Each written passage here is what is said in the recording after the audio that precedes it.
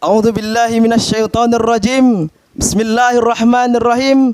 Assalamualaikum warahmatullahi wabarakatuh. Alhamdulillah. Wassalatu wassalamu ala Rasulillah. Amma ba'du. Ma'asyiral muslimin rahimakumullah. Pada tanggal 16 November 1995, seluruh dunia mengadakan Hari Toleransi Internasional. Itu artinya, wahai saudara, ternyata toleransi ini masih menjadi satu masalah besar, khususnya di beberapa belahan dunia dan tak terkecuali di Indonesia. Kita tentu tidak lupa dengan konflik di Poso. Kita tidak lupa juga konflik yang ada di Ambon.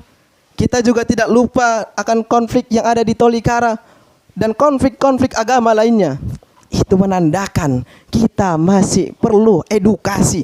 Kita masih perlu yang namanya mempelajari agama kita sendiri. Makna dari kata toleransi tersendiri adalah untuk saling memahami, saling mengerti walaupun tidak sependapat, saling menghargai walaupun tidak satu kepercayaan. Artinya sesuai dengan yang tertulis di dalam Al-Quran, lakum dinukum waliyadin. Bagimu agamamu, bagiku agamaku. Engkau terlepas dari apa yang sudah dihukumkan dalam agamaku, dan aku pun terlepas dari apa yang sudah dihukumkan dalam agamamu. Karena yang terjadi di Indonesia ini, terkhusus di tahun 2022 ini, begitu banyak orang memahami toleransi dengan pemahaman yang salah.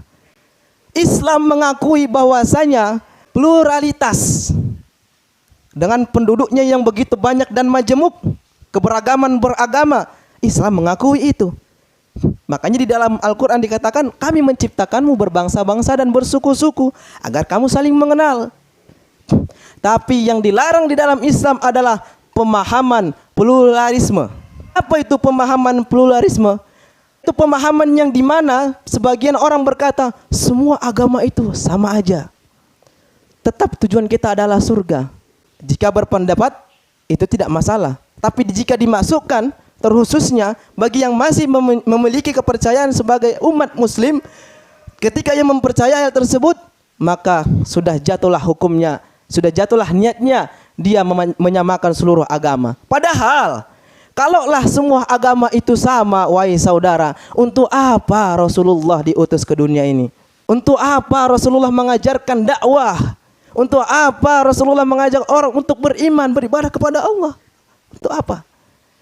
Maka oleh sebab itu, karena adanya perbedaan, karena Allah juga mengatakan, innad dina indallahil Islam, sesungguhnya agama yang ada di sisi Allah Subhanahu wa taala, agama yang benar adalah Islam. Begitu saudara. Jadi kalau kita memahami pluralitas di Indonesia dengan berbagai macam keberagamannya, kita sebagai umat muslim mengakui itu. Dan tidak ada masalah. Tidak perlu adu jotos, tidak perlu berantem atau memperselisihkan itu. Jadi yang perlu kita pahamin di sini adalah, dan yang jadi masalah di dunia ini adalah saat ini adalah memang tidak ada lagi perselisihan, walaupun ada hanya sedikit, hanya perbedaan paham. Tapi kebanyakan orang-orang yang beragama muslim masuk ke dalam budaya, bahkan mengikuti akidah, bahkan mengikuti ritual agama, itu sudah sangat disalahkan. Sudah termasuk tadi pemahaman pluralisme. Perlu kita bentengi, wahai saudara. Kalau urusan kemanusiaan, oke, ayo kita bantu. Tapi kalau urusan akidah, akidahmu, akidahku, jangan campuri. Dan jangan sampai kita menjudge, menghakimi satu agama. Berarti surga itu punya orang muslim.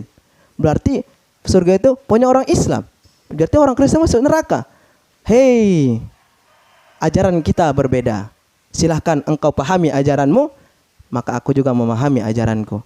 Tak perlu kita perselisihkan, wahai saudara, karena tidak akan sampai titik temunya. Tapi yang kalau kita pahami adalah keberagaman itu satu hal yang positif. Kita Indonesia beragam, tapi satu jiwa, bersatu kita teguh, bercerai kita runtuh. Maka oleh sebab itu, para pemimpin kita dahulunya mengatakan apa? Merdeka untuk keberagaman Indonesia, merdeka untuk pola pikir yang maju, merdeka untuk saling menghargai, saling bertoleransi.